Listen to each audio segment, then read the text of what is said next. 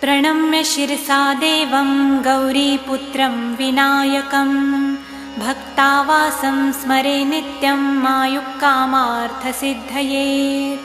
प्रथमं वक्रतुण्डं च एकदन्तं द्वितीयकं तृतीयं कृष्णपिङ्गाक्षं गजवक्त्रं चतुर्थकं लम्बोदरं पञ्चमं च षष्ठं विकटमेव च सप्तमं विघ्नराजेन्द्रं धूम्रवर्णं तथाष्टमं नवमं भालचन्द्रं च दशमं तु विनायकम् एकादशं गणपति द्वादशं तु गजाननं द्वादशैतानि नामानि त्रिसन्ध्यं यः पठेन्नरः न च विघ्नभयं तस्य सर्वसिद्धिकरं प्रभो।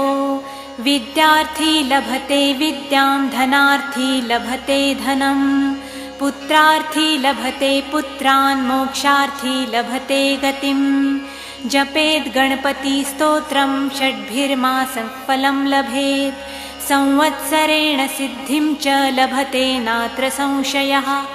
अष्टभ्यो ब्राह्मणेभ्यश्च लिखित्वा यात् समर्पयेत् तत्स विद्या भवेत् सर्वा गणेशस्य प्रसादतः। इति श्रीनारदपुराणे सङ्कटनिरसन नाम गणेशस्तोत्रं सम्पूर्णम्।